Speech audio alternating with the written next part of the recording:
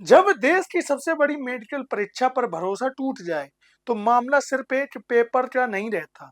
मामला उस पूरी व्यवस्था का होता है जो करोड़ों छात्रों की मेहनत के भरोसे आगे बढ़ने का सपना दिखाती है। नमस्कार, आप देख रहे हैं नेशनल ब्रॉडकास्ट और आज की कहानी ऐसी है जिसे सुनकर कोई भी हैरान रह जाएगा। एक ब्यूटी पार्लर चलाने वाली महिला टीचर्स और प्रोफेसर से बने अपने नेटवर्क के जरिए कथित तौर पर नीट यूजी 2026 का पेपर लीक कराने की साजिश में शामिल पाई गई। यह मामला पुणे की मनीषा बागमारे से जुड़ा है।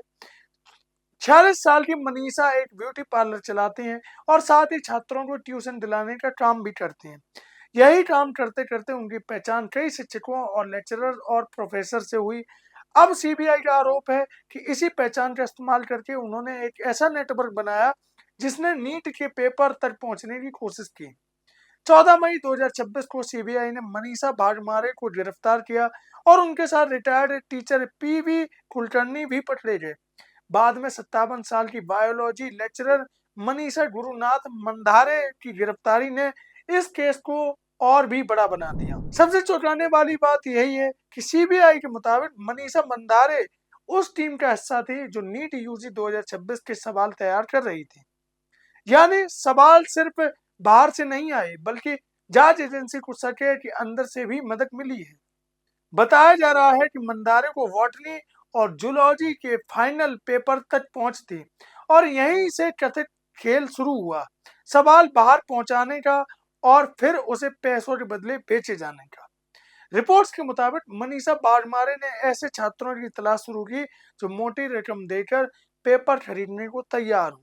हर छात्र से करीब 1 लाख रुपए की डील फाइनल की गई। इस रकम का बड़ा हिस्सा बागमारे, मंदारे और कुलकर्णी के बीच बांटा जाना था। सीबीआई को शक है कि बागमारे ने कुछ छात्रों को पहले ही तय कर लिया था। यानी यह कोई अचानक बना अपराध नहीं था बल्कि पूरा एक योजनाबद्ध नेटवर्क था। इसके बाद कहानी पुणे से नासिक और फिर गुरुग्राम और फिर जयपुर तक पहुंचती है। मनीषा बागमारे ने कथित तौर पर अपने पुराने जानकार धनंजय लोखंडे को इस प्लान में शामिल किया। लोखंडे ने आगे नासिक में एजुकेशन काउंसलिंग का काम करने वाले शुभम खैरनार से संपर्क किया।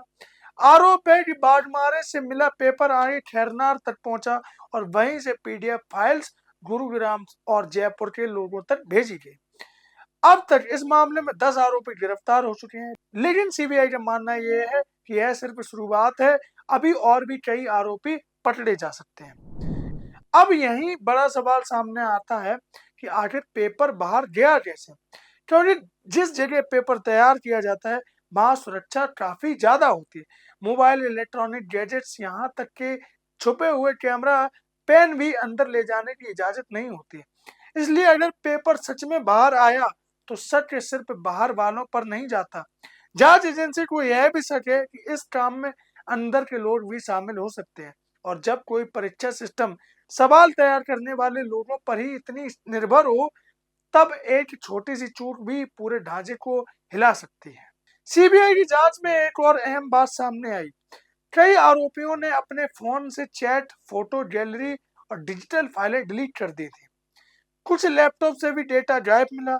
खासकर मनीषा बागमारे और धनंजय लोखंडे के डिवाइस से काफी डेटा हटाया गया था। अब एजेंसी डिजिटल एविडेंस रिकवर करने की कोशिश कर रही है। अगर यह डेटा वापस मिल जाता है तो पूरे नेटवर्क की टाइमलाइन और कनेक्शन और साफ हो सकते हैं।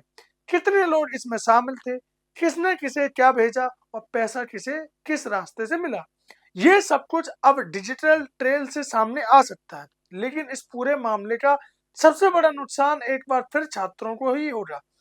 देश की सबसे कठिन मेडिकल परीक्षा की साख पहले ही कई विवादों से हिली हुई है।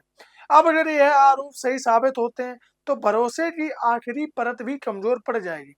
एक छात्र सालों मेहनत करता है, कोचिंग, टेस्ट, किताबें, नींद और निजी जिंदगी सब दांव पर लगाता है, और उधर कुछ लोग कनेक्शन, पहुंच और पैसों के दम पर सिस्टम को ही काटने की कोशिश करते हैं।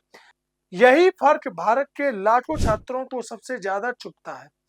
अब देखना यह है कि सीबीआई की जांच इस नेटवर्क को कहां तक ले जाती है। क्या यह सिर्फ कुछ गिरफ्तारियों तक सीमित है या फिर उन अंदरूनी चेहरों तक पहुंचेगा जिनके बिना इतना बड़ा पेपर बाहर आना मुश्किल था, जिनके बिना इतना बड़ा पेपर लीक होना मुश्किल था। यह वह सवाल है जिसका जवाब आने वाले दिनों में देश के शिक्षा तंत्र की दिशा तय कर सकता है। आप इस नीट यूजी 2026 के लीक होने पर क्या अपनी राय रखना चाहते हैं? अपनी राय कमेंट में जरूर बताएं। और आप देख रहे थे नेशनल ब्रॉडकास्ट। बहुत बहुत धन्यवाद।